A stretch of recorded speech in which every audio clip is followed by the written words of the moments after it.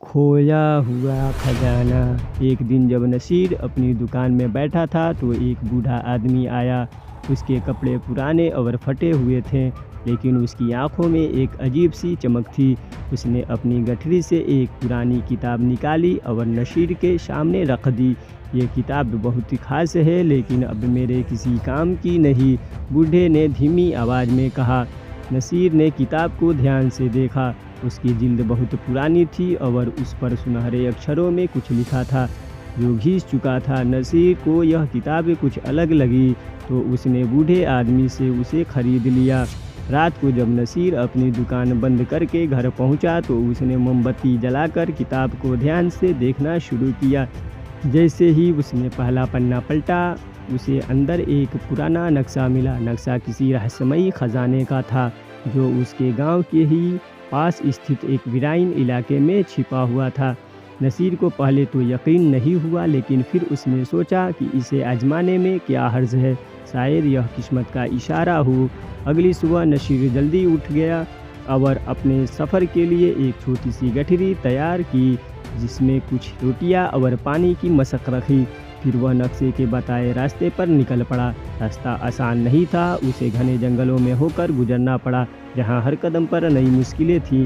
कभी कांटों से भरी झाड़ियां, कभी दलदल और कभी जंगली जानवरों की आवाज़ें जो डराने के लिए काफ़ी थे, लेकिन नसीर का हौसला बुलंद था।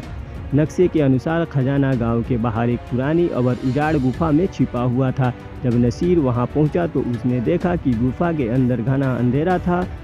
उसने अपने मशाल जलाई और अंदर बढ़ने लगा। गुफा की दीवारों पर अजीबोगरीब निशान बने हुए थे जो शायद किसी पुराने ज़माने के लोगों ने बनाए थे।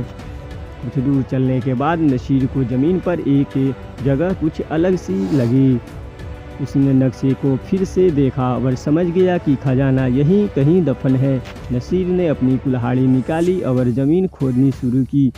वह खुदाई करता गया और धीरे धीरे मिट्टी के नीचे से कुछ ठोस चीज़ नज़र आने लगी। थोड़ी और मेहनत करने के बाद उसने देखा कि वहाँ एक लोहे का पुराना संदूक दबा हुआ था। नसीर का दिल जोरों से धड़कने लगा। उसने संदूक को बाहर निकाला और धीरे धीरे उसका ढक्कन खोला। संदूक सोने, चांदी के सिक्कों, कीमती जवाहरातों और नायाब रत्नों से भरा हुआ था। उसके अंदर कुछ पुराने दस्तावेज भी थे जो शायद उस दौर के राजा महाराजाओं से जुड़े हुए थे। नसीर खुशी से झूम उठा, लेकिन उसने लालच नहीं किया। वह जानता था कि यह दौलत सिर्फ उसकी नहीं है। वह तुरंत गांव लौटा और सबसे पहले गांव के बुजुर्गों को इकट्ठा किया। उसने पूरी कहानी उन्हें सुनाई और फिर खजाने को उनके सामने रख दिया। गांव के बुजुर्ग बहुत प्रभावित हुए। उन्होंने फैसला किया कि इस खजाने को पूरे गांव की भलाई के लिए इस्तेमाल किया जाएगा। कुछ पैसों से गांव में एक स्कूल बनाया गया जिससे सभी बच्चे को शिक्षा मिल सके। कुछ धन से एक कुआं खुदवाया गया ताकि गांव वालों को साफ पानी मिल सके। नसीर की ईमानदारी और नेकदिली की वजह से गांव के लोग और भी खुशहाल हो गए। इसकी ईमानदारी की कहानी दूर दूर तक फैली और लोग उसे एक मिसाल के तौर पर देखने लगे।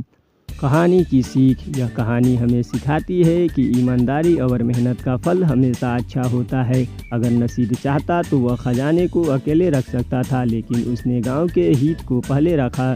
सच्चा खुशी और सफलता तब मिलती है जब हम अपनी दौलत और खुशियां दूसरों के साथ बांटते हैं।